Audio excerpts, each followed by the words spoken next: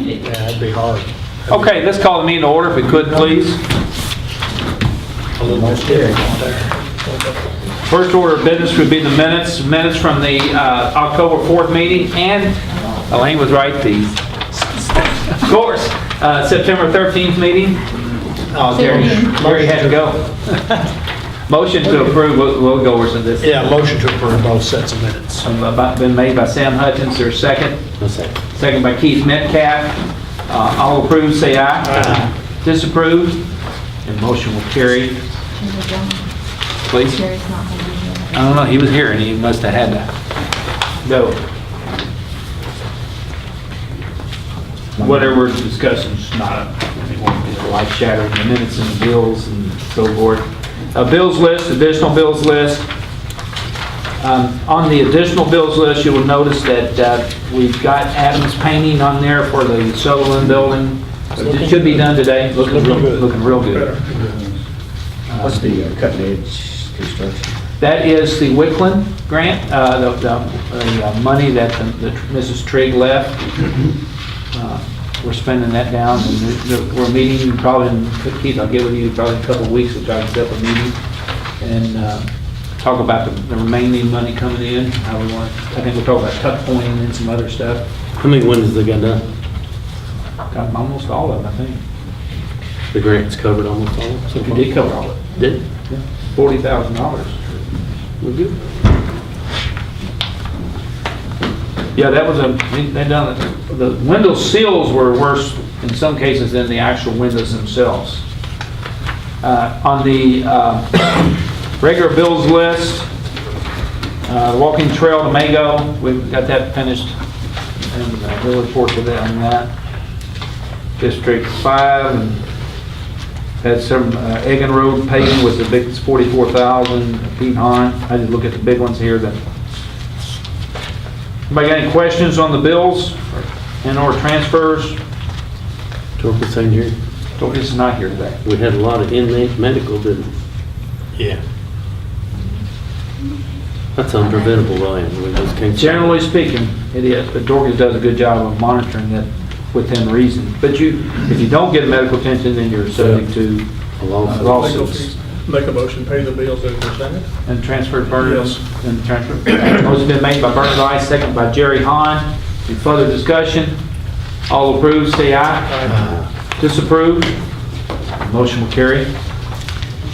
I moved the road department forward up on the top of the deck today, trying to change up things a little bit. We have the Murphy Lane and Greens Chapel Road embankment repairs. Did you give that to the I meeting? think you guys get your mail I yet? saw it online. It's all on there. Only have one bid? One bid's all you got. One bid's only, we sent it out, that's the reason I put those on there of which ones I sent it out to. I mean, I sent it out to 4 different people. There's not a lot of folks that do that, they're mostly in eastern Kentucky. 200. 255,900 is the total. You got any extra for the guys? Oh, I get, oh, You guys print that out. And they got emergency money for how much? 199,500, I believe. Is that right? 197,975. And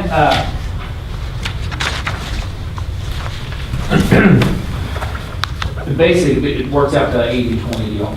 That's basically what it works out. We had an opportunity to, we think we can whittle down a little bit, Brad. A little on Greens Chapel. When I estimated, guys, I went a little conservative on my length that I thought it would be.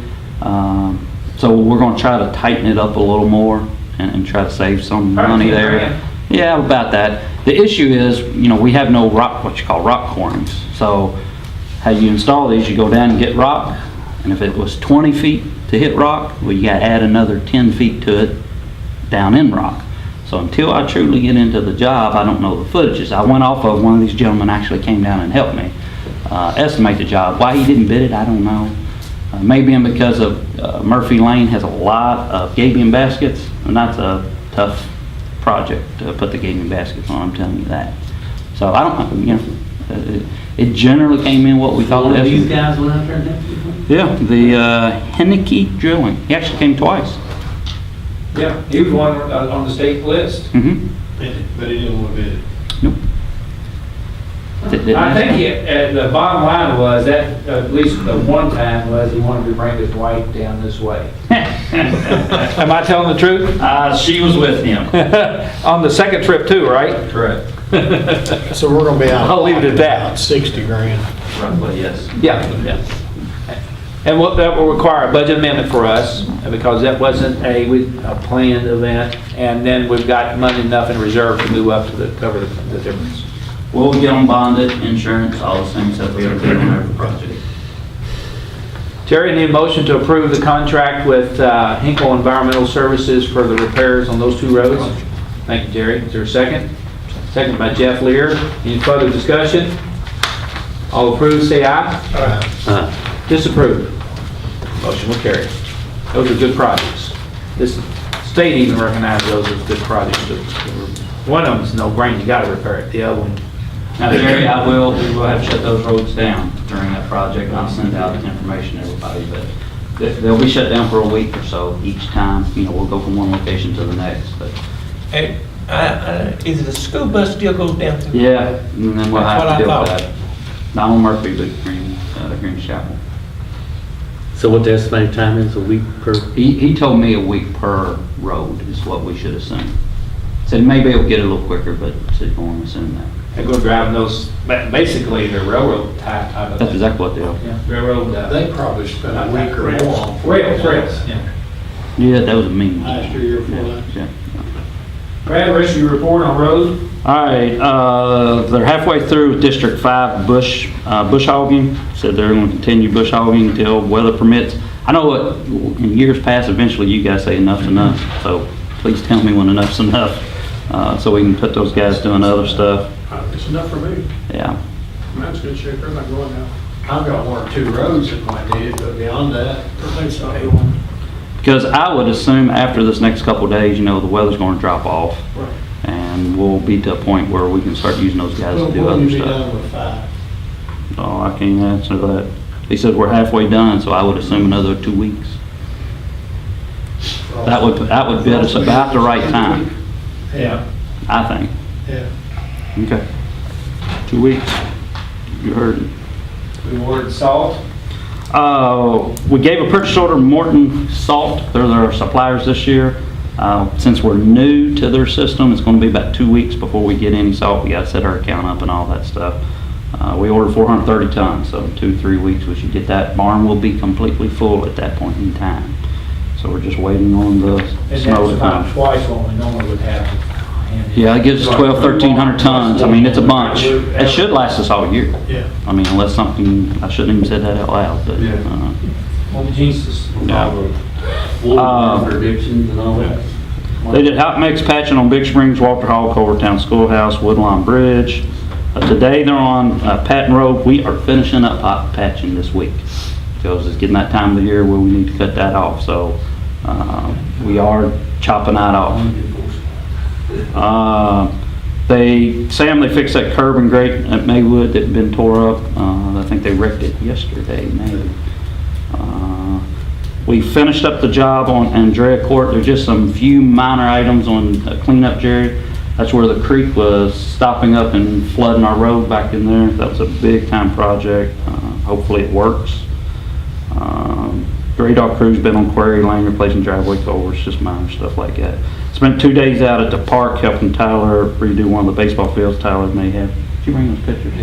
He'll show you pictures that turned out really good. We had to re-crown the field basically. Yeah. And that's about it really, guys. We're a bunch. Thank you. Since we're on road department report, you got some guests from your district. You guys have anything you want to talk to us about today? You usually don't come to the court, and I figured you might want to address the court. Yes. Please. We pay these road taxes every 3 months, $400 I do. What's that Every 3 now? months. That's $1,200 a year, road taxes. And y'all want us to put a $500 bond up. What do these road taxes do? They pay for the resurfacing and maintenance of the roads. I mean, we just throw that $400 away, we have No. to pay $500 every time we come out on the road? Well, that's been in place for several years. And, what about the damage to the roads that the loggers are doing? What are $400 of You don't every go, 3 months? $400 does not go anywhere, sir. It don't go nowhere. It does not. We've been paying for the last 20, 30 years. Yeah, I'd like to have all that money back in my pocket. yeah. It would make a lot of sense.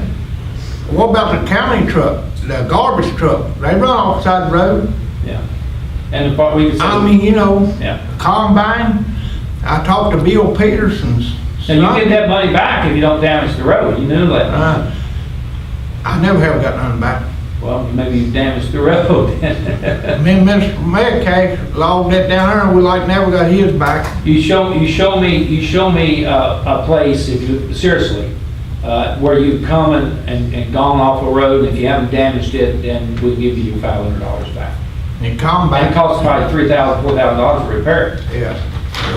But in combine, Mr. Peterson told me, Bill Peterson, I talked to him Sunday, Alan, but he said his combine weighs 70,000 pounds. And when they meet a car, they go clean off the ditch, bend cupboards and all. But they don't have to pay no bond. I understand, And they don't even have to have a CDL license. I understand. That's How why, did the logger ever get put in on that? Well, over the years, the state has recognized that the counties can require a bond for logging roads. Eastern Kentucky is really big about it. right. And we have not done that, by the way. The $500 is the encroachment. Right. And that's technically been in place for a long time. Probably 10 or 12 years, probably, or longer. Just, nobody's called up with the loggers. They haven't had any problems, really. It never, Here recently. no. Only roads tore up was loggers coming in out of town. Big companies doing it, not just the ones right here. Yeah. Well, We have a big again, when you're bidding your projects, the $500 is a refundable bond, so you're going to get it back if you don't tear up the road. Yeah. Well, And I promise you, you will get it back if you don't tear up the road. That's applicable to builders That's, and builders that build houses have to do the same thing. private people too. Yeah. yeah, but logger never was in that when y'all first done that. And then y'all in 2009, y'all was gonna make it reader friendly. And then next thing you know, y'all throw all that in there with nobody even voting on it. Well, it was, anybody encroachment into the county road, it's a matter of interpretation. And that's the way it is, unless the court changes otherwise. When did you put it in 2009? They added it I in. can remember what I did yesterday. One issue we had was up on the dump road over there where they had logged up the side of the road and it slid. No, it's Walter, which one was that? Leonard Hall. Leonard Hall. Leonard Hall. Leonard Hall, Leonard Hall, up on top of the knob. So does that $500 cover that or something? No, it does not, no. We probably spent $40,000 on that one. At least. Right, but, all right, you go back and see if they got a permit. I bet they didn't have a permit, or they should've got rode up. Well, I'd say there's only we just started trying to manage this here in the last few years. There's been, nobody got a permit prior to that time. They just come in law, we don't know about it until somebody starts complaining. We don't go out looking to pick on you guys. We don't go out and just looking for it. And usually it comes from a complaint from a citizen that lives on that road, and the blacktop. On an ex-logger, you know, say if you beat their price, then they turn you in. They say, hey, he didn't get a, you Well, I'm didn't. just saying they tore that road up, and y'all saying it was already in effect, they should've had a permit. They should have had a permit. I can't disagree with Well, you. I bet you can't show it to them, What's that? the permit that they got for that. I said they should have had a permit. I didn't say they didn't get a permit. That's what I'm trying to say. People Y'all run always been there, but- People run stop signs every day, people speed every day, and not everybody gets a ticket. Don't throw it under the bus. I think if you put the logger in there, y'all put the Farmer in there? farmer in there, y'all put the dirt haulers in there, y'all put the rock haulers in there, everybody. Well, the dirt haulers and rock haulers are putting up bonds when they do a project. They're putting up a bond. Somebody is for that particular industry. Somebody's putting up that bond. I know. We've got about $40,000 in the bank, 55. $55,000 in the bank right now on insurance permits that are waiting for people to get refunds on. But I think we all know with everybody putting a bond up. This is not only loggers. Where everybody is putting a bond up. And where y'all put blacktop, I'm not saying a word about it. But when I worked for Philcon Construction Company for 7 years, I worked for Holloway for 10 years, and I worked for Marion Bischoff, and I worked for Holloway's son down there too. When we start our blacktop on the old blacktop, we made a saw marker where to tie in. You don't put an inch and a half of blacktop down and think it's gonna sit there if you don't saw it into the road, because that blacktop will fill up. I agree with you. And then the loggers will get blamed for it. Y'all ready to move on? Thank you, sir. Next would be jail report. Dorcas is not here today. We did do the smoke evac test at the jail. Did all of it? And No, I kind of agree with them. If we make one, we need to make them all. we are making, Not all. who are we not making? Well, just some of them didn't have to. If we catch them. Yeah, that's true, that's if we true. catch them. Sir, you know how many people have started at home that didn't have an encroachment permit until they go through the process, you don't catch them. We don't go out looking for trouble. And that's the bad part. You don't find it till after the damage is done. Yeah. And they get their money back. Until Liz, I've seen people that have encroachments, they'll put a load of rock out front to keep it from breaking up the roads. There's a right way and a wrong way to do it. Most of the farmers done got their roads in, Yeah, out my yeah. district. They done got the rock in place, Or they got a culvert in there where they go And over. that's the thing of it. They go in and out of a drive instead of making a place in and out. I'm gonna go back to the jail. If y'all wanna have a conversation, would you go outside, Randy, please? If you wanna have an interview, would you? Okay, thank you. On the jail report, the smoke evac test, it did get passed, very successful. I think you guys, or Jim gave you a report on that by email. The EMS report, Joe? You have your monthly report for September, 615 calls made. We're averaging 20 and a half calls per day for the month. That's up from last year, 557 calls. We had a meeting this morning. Judge, you want to go into the personnel committee?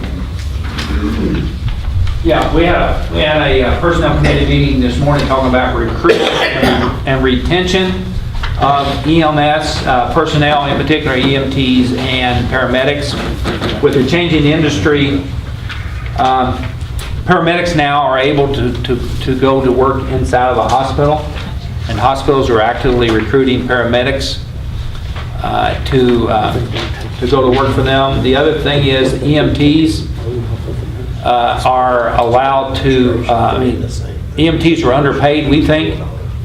And Joe, why don't you present your full report there, your recommendations to the court? Okay, I've spent quite a bit of time looking at surrounding agencies, investigating what hospitals are starting paramedics and EMTs out.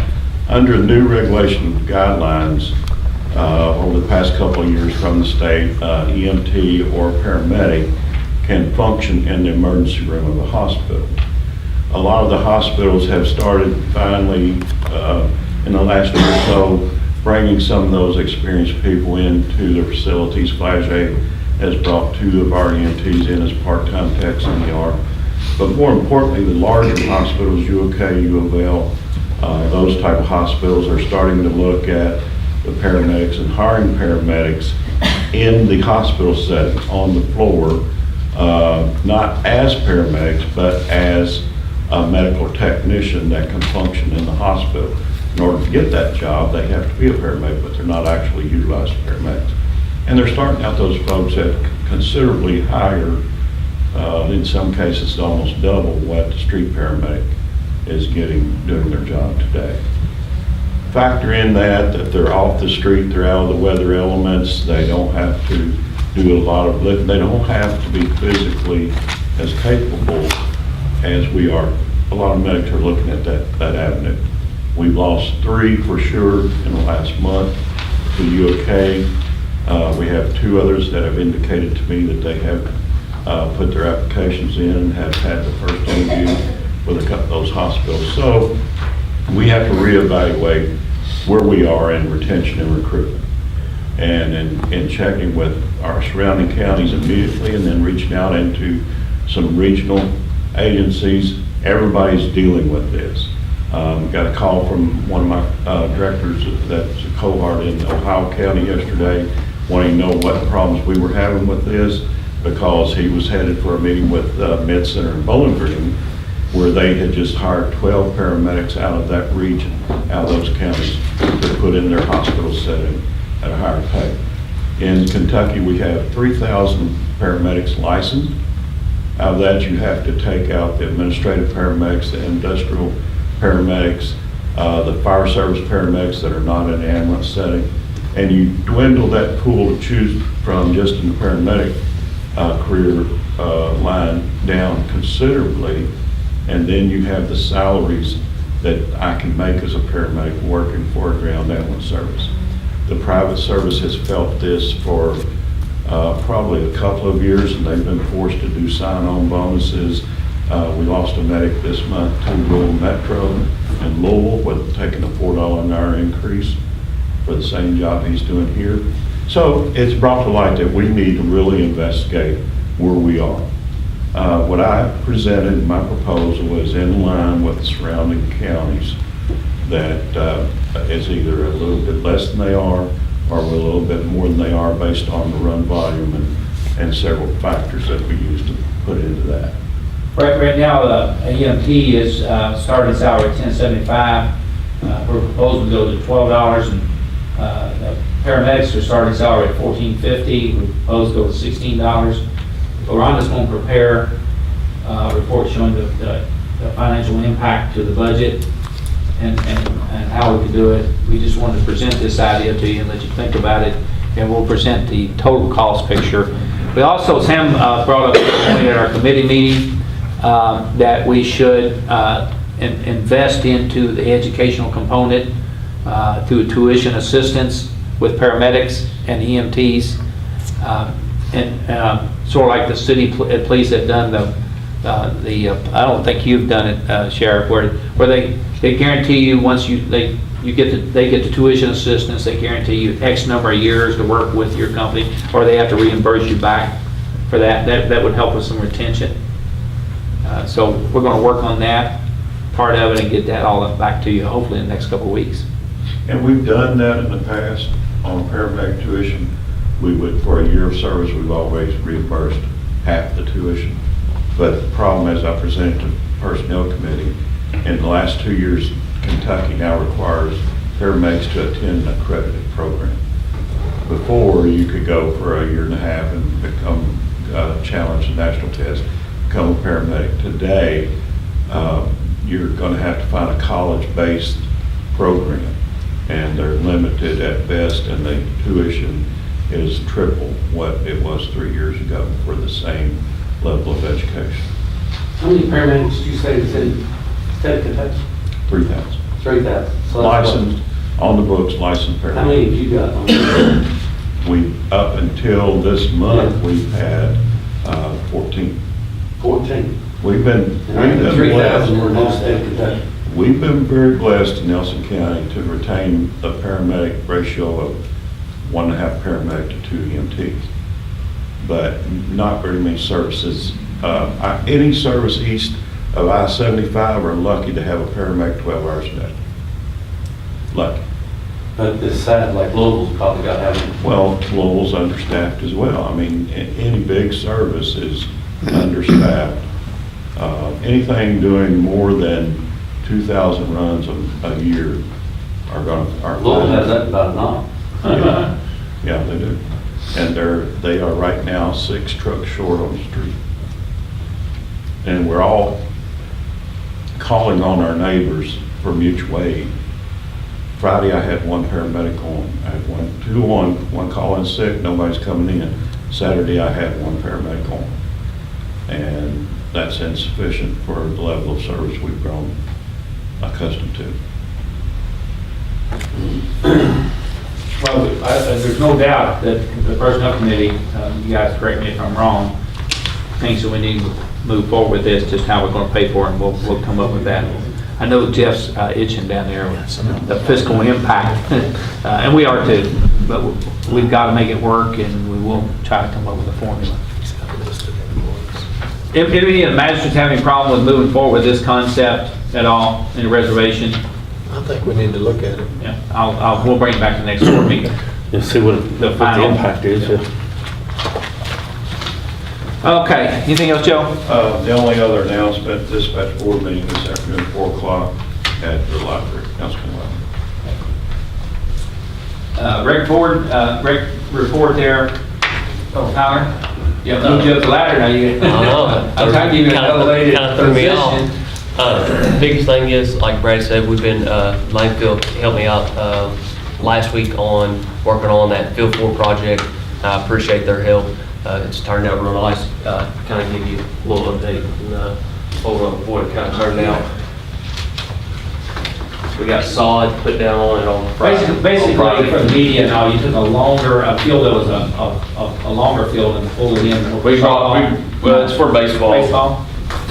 That's That's another. a shorter field there, right? That's a different project, then. That's a different project. There you go, Randy. That one's already done. This is This is step already two. done. This is another one. But this project, we were just having drainage problems. Okay. So we just recrowned this field to get the water to shed off the field. But the road department came out and brought in dirt for us and crowned. She's working on the backstop too. And this is the backstop that we're working on, and they're out there right now. This was, I think, yesterday, and they're about halfway done on the inside. So, and then we painted the foul posts on all the fields. So You sodded this field? Mhm. Yes. It had sod on it before, Keith. it's about 15 feet out. You can kind of see the difference. Just the infield. Unclearly, Turner. Did had a rec board meeting the other day. Yeah, we had a rec board meeting last Wednesday. Everything went real well.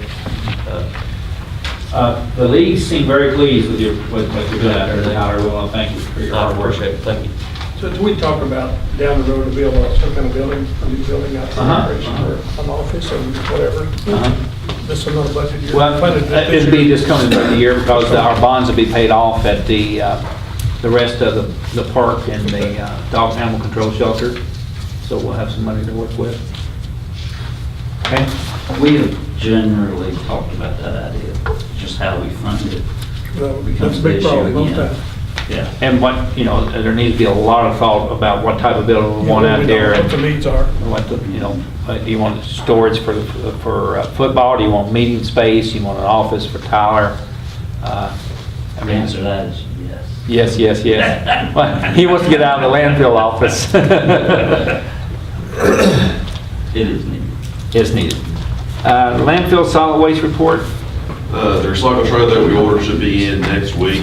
The high lift should be in later December. We're gonna be selling surplus equipment. It's already been deemed surplus. We have a Already macro. declared surplus, yeah. Does the road department have, does anybody else have any more? I That's what we did need. not get any response out of this. Okay, so we're gonna put it in the paper then. Our darling old tractor going. That's right. Yeah, Needs a little love. yeah. We did have our state random inspection. No major issues noted, just a couple areas that had minimal cover that we got addressed later that week, so everything's good with that. Okay. Let's go back up the ladder here to number one, a road department report. Keith presented to me a couple of roads he wants to blacktop in his district out of his county funds. Number one would be Big Lake Hollow Road, a total estimated cost of $17,325. The other one's Masterson Lane, $10,074. Entertain a motion to approve those two roads to be resurfaced. Let's go make a motion. Motion by Keith Metcalf, second by Jeff Lear. In further discussion, all approve, say aye. Uh, Disapprove, The motion will carry. Can I get this copy? Yeah. Get a copy of it? Do you need a copy of it? No. Or Elaine, put in the minutes, those two circled. Okay, any other old or new business from the magistrates here? Matthew, you have anything? Brad, quick, so you guys know on Ty Summit, they're gonna bore the Parkway Drive tomorrow, actually. So we can get water back there to those guys, we gotta come under Parkway Drive. Sunday, they gotta put a pipe under Ty Summit Drive, because all these, what they call super loads, they're coming in all next week, I think. So you guys are gonna start to see a bunch of loads. When I say super loads, 200, 250 foot long, real heavy loads coming in. So if you guys haven't been by there, I mean, the walls are starting to go up on the It'd be good if building you guys now. get some snapshots. So pretty neat to see. Big Tower about a month ago. what we call presses. I didn't see Same, them. yeah. They're the ones the guys get on back to drive. Oh, yeah. Front, back, same. Yeah, like 60 wheels sitting back. The water line is going to start October 24th, and he said within 7 or 10 days he'll have the water back there, and then we'll back up and do the sewer. Sewer's a little harder than the water. And in 2 weeks they're going to pave. We still have Joe's radio tower to do in New Haven, but once we finish this patching, we'll do that radio tower pad in New Haven. The weather looks like it's going to force it in the next week, basically, looking at it, once looking at it a while ago. So Keith will be down there probably Monday or Tuesday doing that pad. We don't want to open up the hole. Yeah, it's 3.5 foot deep. I don't want a swimming pool, it's 3.5 foot deep, so I don't want to leave it over weekend either. And it's not a steel too. Mm-hmm. It's a mean one. So I forgot to bring that up before I go, sorry guys. Anything else? Yeah. Yes, ma'am? Do you mind if I just mention that we're well into absentee voting? Voting machine is available for certain conditions at the clerk's office if you're going to be out of town on election day, scheduled for surgery for election, a few odds and ends reasons. But the mail, there's a deadline for an application for a mail ballot, which is a week prior to the election. Then we mail the ballot, so you don't want to wait till the last minute on that because it's a little iffy as to whether or not that ballot will get back in time, or whether we'll get the application back in time. Just to make the note, we're having a pretty heavy turnout absentee-wise so far, and we have some fairly large precincts. So I sort of like to warn those who are going to go vote on election day, and I'll probably do it again next meeting.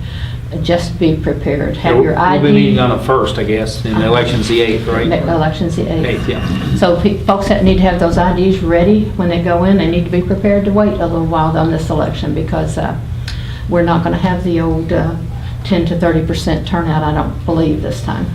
So Yeah, no, you'll get 50, 55% probably. Probably, possibly more. More, possibly more. So just be prepared. The voter needs to know. I hope so. It's a good thing if they do turn out, but our precincts are kind of large because of such low turnouts generally, so What do you need? do our best. What do you have to bring to the absentee? Just tell them you're going to be out of town, or? You tell us you're signing the paper stating the reason. Mhm. Okay. Rhonda? Are we going to discuss the maintenance position? Okay, yeah, I'm glad, yeah. Glad you brought that There's back a up. question in the back too when we get that. Yeah, let me get, you have a question here? What's the standard rules on voting as far as ID? Voter ID, driver's license, credit card, social security card. There are now a couple of new military or governmental issued IDs that have been added to the list. Or if the poll worker knows the person, that's considered acceptable ID. Seems like there's some states that don't fit over. We've had, having to show one. they make the, that's all. Kentucky's had voter ID laws in place for several years. And they're I do too. they're very, very concise. Plugged up to the internet already. I seen that on the news, 6 o'clock news this morning. Some county clerk was saying that their machines were not plugged up to the internet. Oh, they're not.